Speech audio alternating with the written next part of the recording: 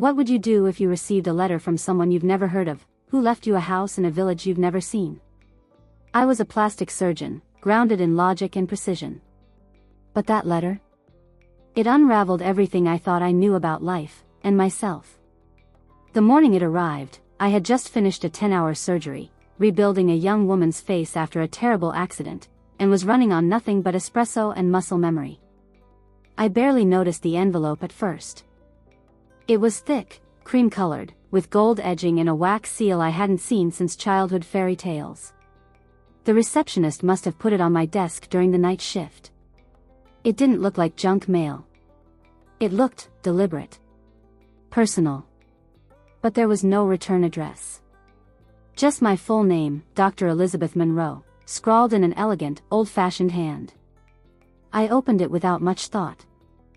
And just like that, my life, my perfectly controlled, precisely calculated life, took a turn I never saw coming.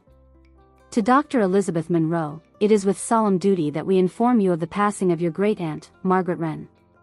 As the last living heir named in her will, you have been granted sole inheritance of her property, a house located in the village of Greystone Hollow, near St. Eleanor's Monastery. I blinked.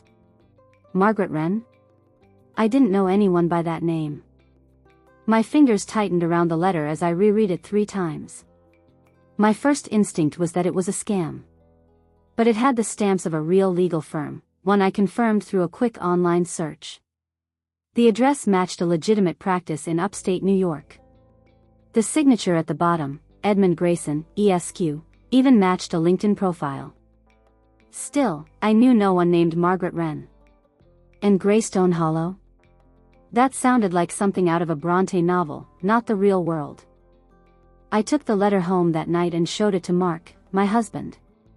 He was sitting in the living room, nursing a whiskey, scrolling through the stock market apps he was married to more faithfully than me. He didn't even look up. "You're not seriously thinking of going," he muttered. "It's probably a shack. Or a trap. Or a PR stunt." "I just want to see it," I said quietly. "Don't you think it's strange? I've never heard of this woman. Why would she leave something to me?" He scoffed.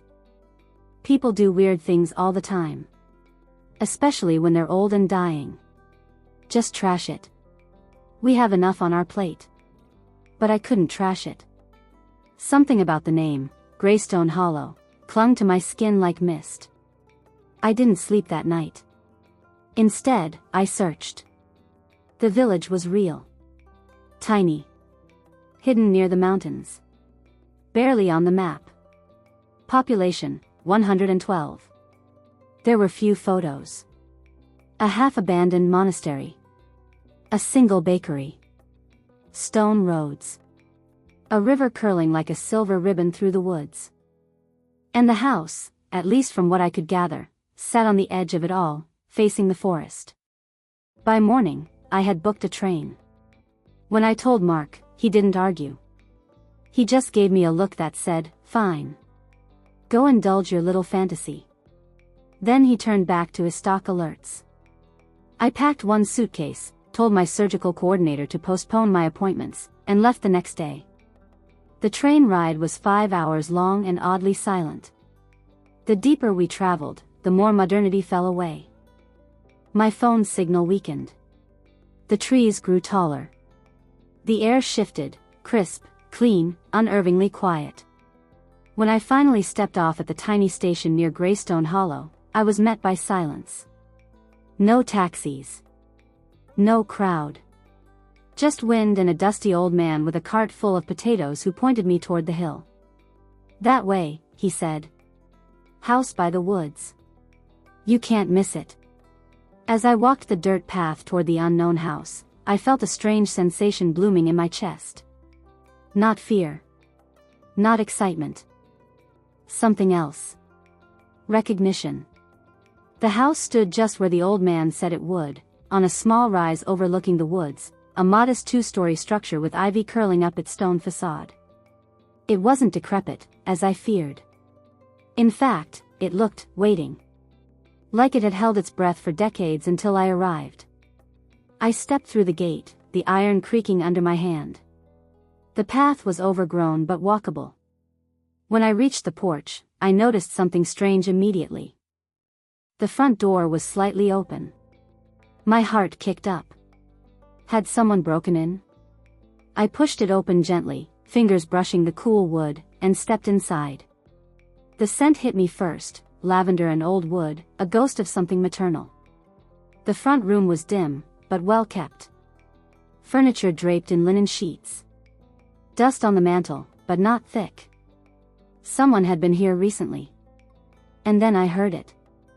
A soft creak above me, followed by footsteps. I froze. A woman appeared at the top of the staircase, wrapped in a gray robe with a white linen veil covering her hair.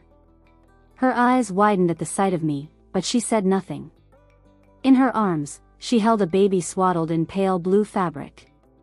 For a few moments, we just stared at each other. This is my house, I said, my voice awkward in the silence. I inherited it. My name is Elizabeth Monroe. She didn't move. Didn't speak. Just looked at me with something unreadable in her gaze. Not fear. Not surprise. Almost expectation. Then another voice came, calm and firm. She knows who you are. I turned. An older woman in monastic robes entered through the back door, carrying a basket of herbs. Her eyes were sharp, intelligent, and tired in a way that made me feel she had seen too much. I'm Mother Agnes, she said. Abbess of St. Eleonora's. You must have many questions. I had 1,000. But the first one spilled out immediately. Why is there someone living in my house? Mother Agnes gestured for me to sit. The young woman, she said, came to us 2 months ago. Her name is Grace. She claimed to have no family, nowhere to go. She was pregnant at the time. Said she needed refuge, and the monastery could only offer so much. The previous owner of this home, your great-aunt Margaret, had granted us use of the house if ever we needed shelter for someone. I blinked. So she's a nun? Mother Agnes looked at me with a strange mix of pity and amusement. Not yet. She is in contemplation. It's complicated. Grace descended the stairs slowly, the baby in her arms now awake, blue eyes wide and curious. She said nothing. Just sat in the corner near the hearth, holding the child close. Why didn't anyone tell me? I asked. Why didn't the lawyer mention someone was already here? Because technically, the house has been vacant. Grace was staying under our supervision. We had no right to tell anyone else's story. And the baby? What about him? At that, Grace looked up. Her lips parted as if to speak, but she hesitated, then simply shook her head. I should have left. I should have called someone. But I didn't. Instead, I sat there, looking at this girl with haunted eyes and a child who seemed to carry more silence than sound. Something about them unsettled me. Not in a fearful way. In a familiar way. That first night, I couldn't sleep. Mother Agnes had assured me they'd arrange for Grace to return to the monastery if her presence made me uncomfortable.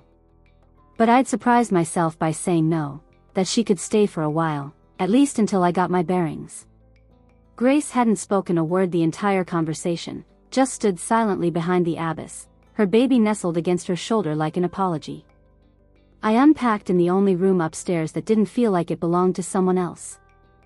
The rest were lined with unfamiliar relics, handmade quilts, faded portraits, religious icons that looked like they'd been watching for decades. Outside, the wind pressed against the windows, and the trees made strange music with the dark. I lay on the narrow bed, the mattress softer than expected, and stared at the ceiling. That's when I heard it. A creak. Not from the stairs. From inside the walls. I held my breath. It came again. Faint but rhythmic. Not footsteps.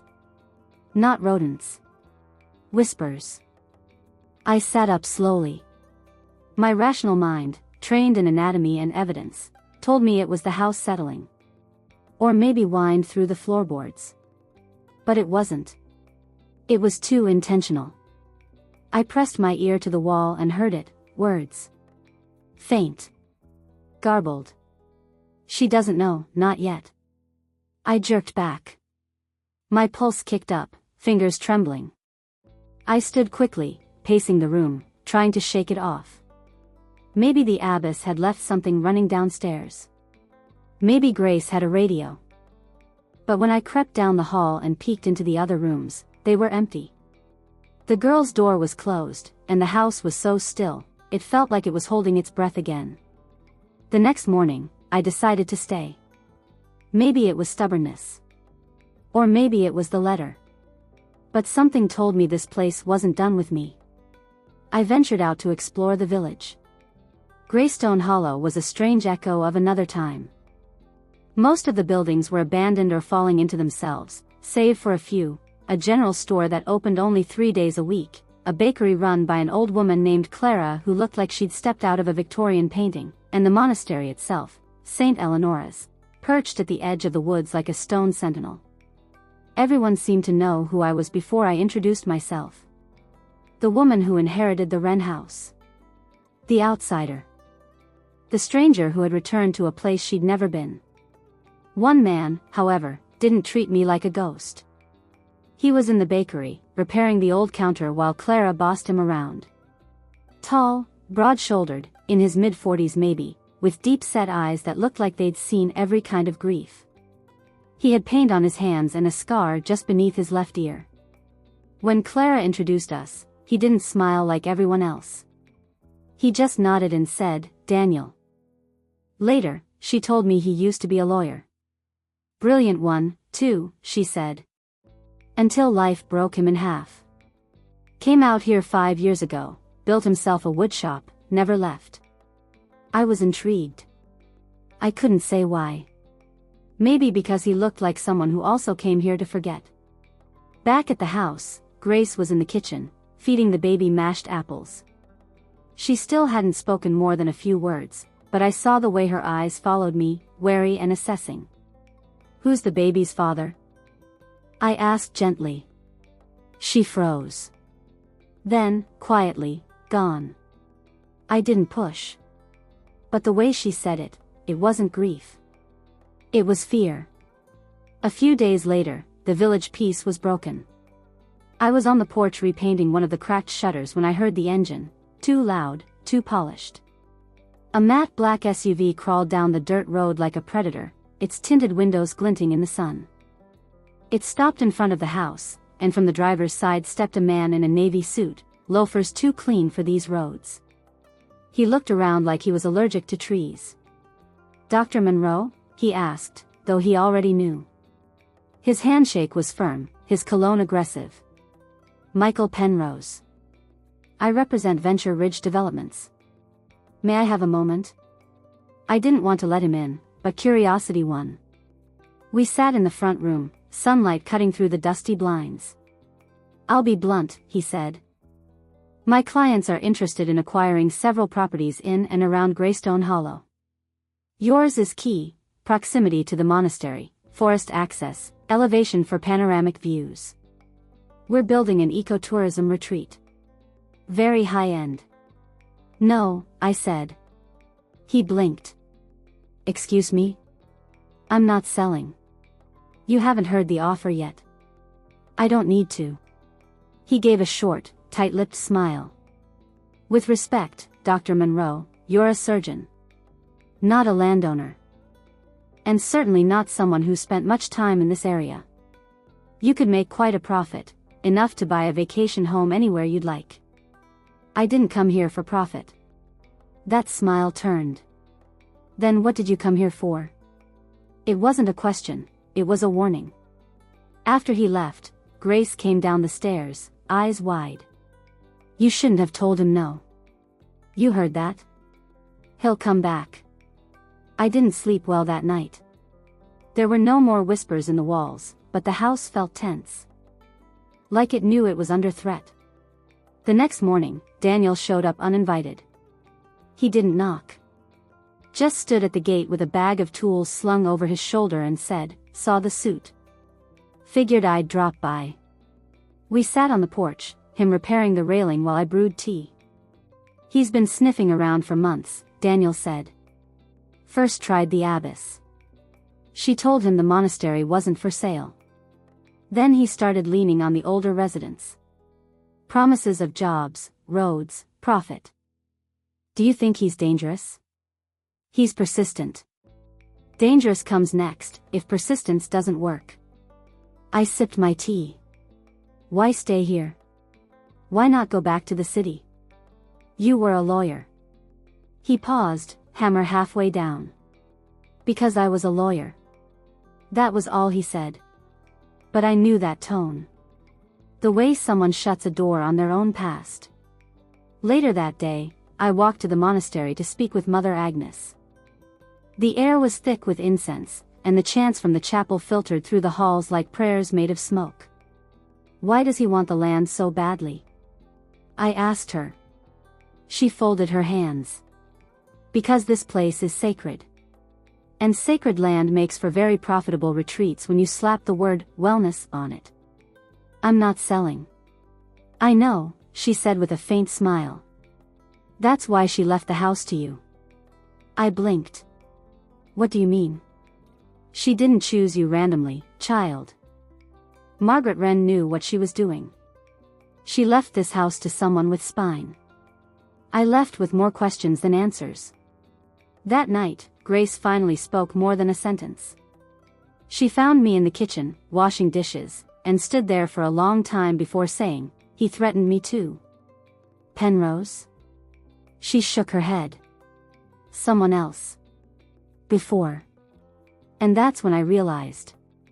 Whatever Grace was running from hadn't stopped chasing her. The next time Penrose came, he didn't bother with pleasantries. It was late afternoon. A storm was gathering above the hills, thunder humming in the distance like a warning drum. I had just returned from the monastery when I saw his SUV parked out front again, this time angled aggressively on the path like he owned it. He didn't wait for me to speak. I suggest you reconsider, he said, stepping toward me, rain spitting off his sunglasses. I'm offering double the market value. Cash. Immediate transfer. No inspections, no legal hurdles. No. He tilted his head. Doctor, let me be clear. This land is not just in the way, it's the centerpiece of our expansion. You think you're doing something noble here, but all you're doing is stalling progress. No, I repeated. This place isn't for sale. Not now. Not ever. For a moment, he said nothing. Just looked at me. Then he stepped closer. Too close. Ever wonder what happens to forgotten villages? He said quietly. People stop coming. Roads get rerouted. Power goes out. Things start to break. And help doesn't always arrive in time. He smiled, but it wasn't kind. That's not a threat, he added. It's a prediction. And with that, he left. Grace was watching from the window. Her face had gone pale again. You shouldn't have pushed him, she whispered. People like him, they make things disappear. I'm not afraid of him, I lied. She stepped back into the shadows of the hallway, clutching the baby tighter. He's not the first man who's tried to make me disappear. The next day, the bakery's window was smashed. Clara didn't call the sheriff, she just swept the glass like it was an annual chore. These things happen, she said with a shrug. But I saw the tremble in her hand. Daniel came by again, this time with building materials. I'm fixing your fence, he said, not asking. I brought him lemonade and watched as he worked in silence, sleeves rolled up, muscles tense. The scar near his ear caught the sun. Did something happen to you, Daniel? I asked. He didn't look up. Just kept hammering. Yes, he said. Something broke me. And then I came here to stay broken in peace. I didn't push. I just sat beside him while he worked. That night, I made a decision. If Penrose wanted this land so badly, there must be more to it than just profit. I needed to stay. Not just to protect the house, but to uncover why this woman, Margaret Wren, chose me. At dinner, Grace surprised me. "I've been thinking," she said, voice soft but steady. "What if this place stayed what it was meant to be? A home?" She nodded. "A refuge. For women like me. Like you." I blinked. "Me? You ran too," she said simply. And just like that, I understood her in a way I hadn't before. Not just a frightened girl with a baby, but a survivor. Grace didn't tell me everything that night. Just enough to plant a seed. We were sitting by the fire, the baby asleep in her arms, his tiny breaths the only sound in the room. I offered her tea. She declined. But when I sat across from her and said, "Tell me," she didn't hesitate. "My name's not really Grace," she said quietly. I waited. "It's Amelia. Amelia Carter." That name struck something, distant, vague, but I couldn't place it. "My family," she continued, "they're not poor. They're not even particularly religious. They're wealthy. Prominent. Appear in magazines kind of wealthy. And they let you end up here?" "They didn't let anything," she said bitterly. "They tried to own me." She told me about the engagement. Her fiancé, older, controlling, from an old money family in Boston. It wasn't love. It was alliance. Arrangement. And when she refused, her father threatened to cut her off. Her mother told her to stop being dramatic. "And the baby?" I asked. Her jaw tightened. "He's the reason I ran." Amelia took a shaky breath. "His father wasn't the man I was supposed to marry. He was a groundskeeper on my family's estate. His name is Elias. We met in secret for months. We were planning to run. But my parents found out. They had him arrested." "For what?" "Breaking and entering. Trespassing. They fabricated charges.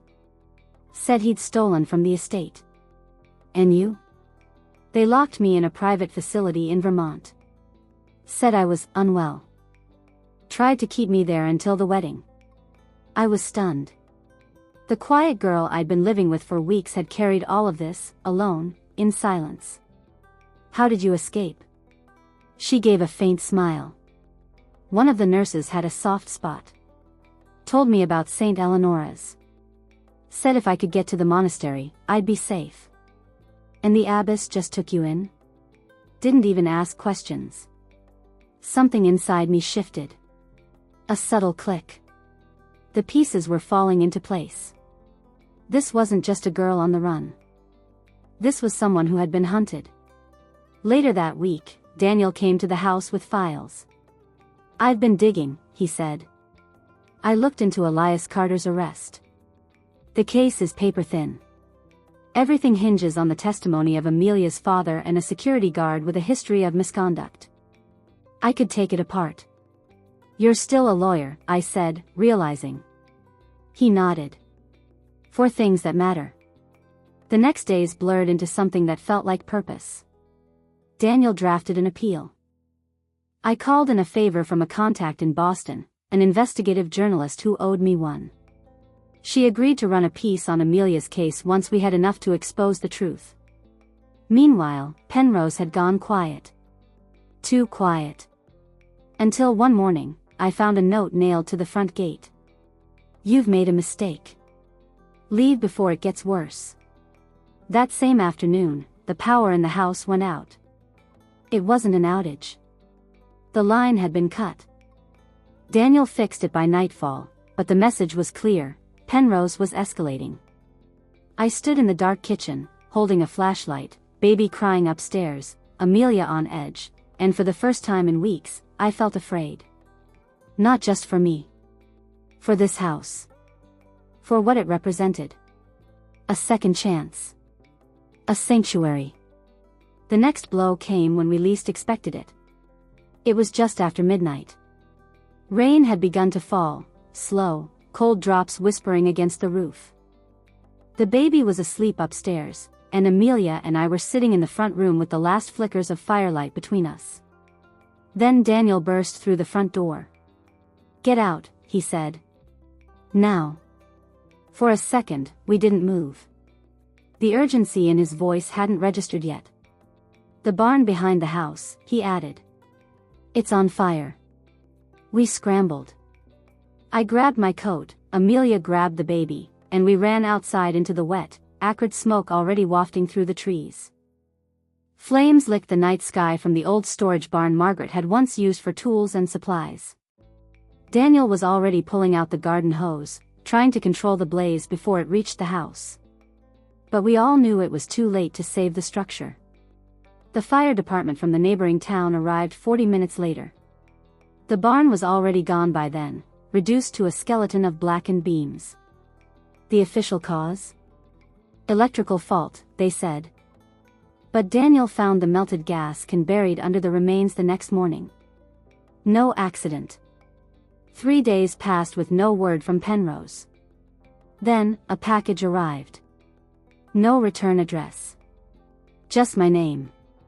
Inside was a glossy brochure for Venture Ridge Developments.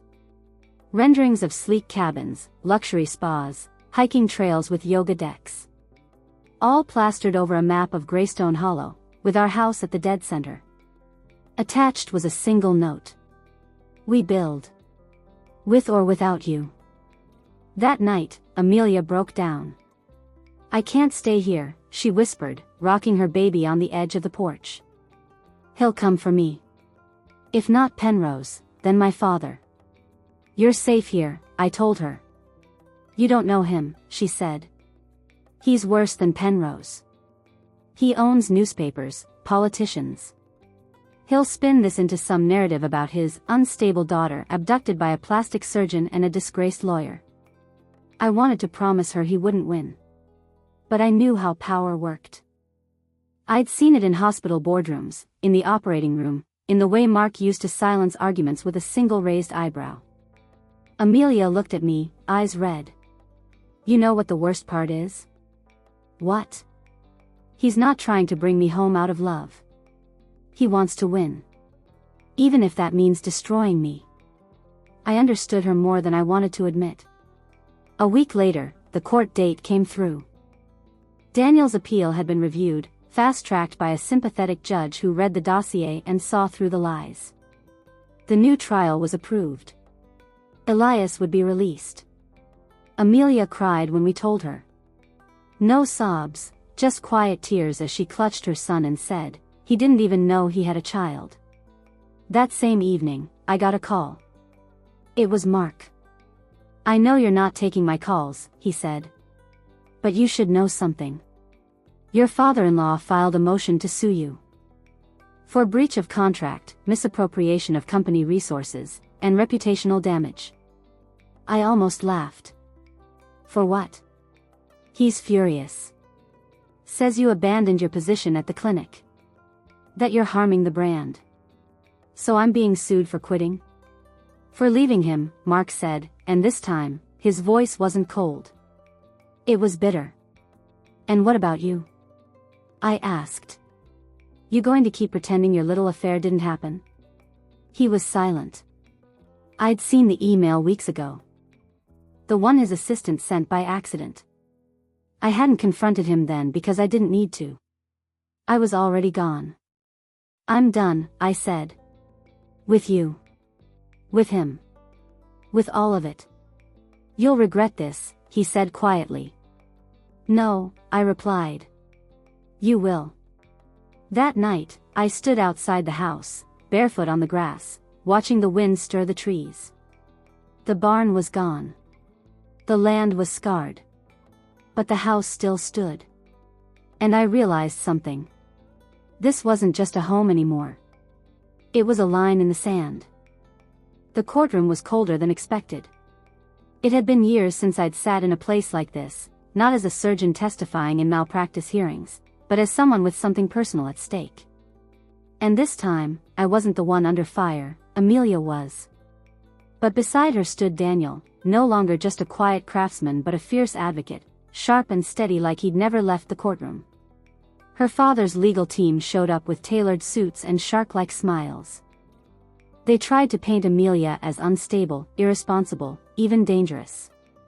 They called Elias a trespasser and referred to the child as a complication. One attorney actually said, "Our client's only wish is to bring his daughter home, where she can recover and receive proper care." I watched Amelia flinch, but she didn't cry. When it was our turn, Daniel didn't roar or posture. He spoke with brutal clarity. He outlined the fabricated charges, the lack of evidence, the lies. He submitted documentation of Elias's employment, proof of surveillance tampering, a sworn statement from the nurse who helped Amelia escape. Then he turned to the judge and said, "This isn't a custody dispute. This is about control. About silencing a young woman who made a choice her family didn't approve of." The courtroom went silent. The judge recessed for deliberation, but the energy had shifted. We could all feel it. An hour later, Elias walked out of the holding cell. He looked thinner, older than in the pictures Amelia had kept in her drawer. But when he saw her, when he saw the baby, he didn't speak. He just fell to his knees. The next few days passed in a blur. Elias stayed in a guest room in the monastery, his re-entry into the world slow and quiet. He and Amelia spent long hours on the back porch, saying little but needing nothing more than each other. Daniel started coming by more. Not just to fix things, but to stay. He brought firewood, groceries, even built a new playpen from scratch. One evening, I found him sketching plans at the kitchen table. "A women's shelter," he said. "You were serious about that, weren't you?" I nodded. "I am." He smiled, and for the first time, it wasn't tinged with sadness. "I want in." Then came the divorce papers. Mark didn't fight. He didn't need to. His father did. The lawsuit was public, ugly, and ridiculous. He claimed I'd siphoned clinic resources. That I was emotionally unstable. That I was easily manipulated by unstable individuals in a rural cult-like environment. The press had a field day. But I didn't flinch. Because I had proof. Mark's affair. His father's unethical billing practices. A trail of internal emails and financial irregularities I had quietly collected for years. With Daniel's help, I filed a countersuit, and won. They dropped everything within a month. And for the first time in years, I wasn't tied to anyone who thought they owned me. I stayed in Greystone Hollow. We repaired the barn, rebuilt the garden, and started drafting real blueprints for the shelter. The abbess agreed to donate part of the monastery grounds for overflow housing. Clara from the bakery offered job training for women in the program. And Daniel? He kissed me on the porch one night, just after sunset. Said nothing. Just kissed me. And I let him. One evening, I received another letter. From the same legal firm that first contacted me. Inside was a small folded paper, yellowed with age. A note in my great-aunt Margaret's handwriting. To Elizabeth. "You don't know me, but I knew you. I knew the kind of woman you'd grow to be. The kind who doesn't run from ghosts, she invites them in and listens. This house was never meant to be a monument. It was meant to be a beginning." I read the note 3 times. Then I walked out to the porch. And for the first time, I said it aloud. "I'm home." Spring came early to Greystone Hollow. The trees bloomed with wild blossoms, and the air finally carried warmth instead of warning. The scent of rosemary and old wood drifted from the kitchen most days, where Amelia often stood barefoot, humming lullabies while her son babbled beside her. Elias was settling into life again, quietly. He didn't speak much about his time inside, but when he did, it was always focused on what Amelia and the baby had kept him going. His favorite place became the sunroom, where he'd cradle his son in the morning light, whispering stories the child would never remember but that Elias needed to tell. As for me, the house no longer felt haunted. It felt ready. Daniel and I worked side by side on the shelter. He handled construction, permits, community outreach. I wrote grants, designed programs, and began connecting with women's networks and nonprofits. The abbess introduced us to a young social worker named Tessa who had escaped her own abusive marriage years ago. She signed on to become our first resident counselor. The shelter would open in the fall. One evening, I received an unexpected visitor. A man in his 60s, thin, with a cane and a rigid posture that screamed authority. "My name is Leonard Wren," he said. "Margaret's nephew. Your cousin, technically." I nodded, unsure what to feel. He looked around the property with a bitter smirk. "So this is where it went." I offered tea, but he refused. "I'm not here to make peace," he said. "Just to understand why she gave you the house." "I don't know," I answered honestly. "We never met." He laughed, dry and bitter. "Oh, she met you. You were just too young to remember." He reached into his coat and pulled out a photograph, black and white, grainy. A woman I now recognized as Margaret holding a toddler with messy curls. "That's you," he said. "She visited you once. Quietly.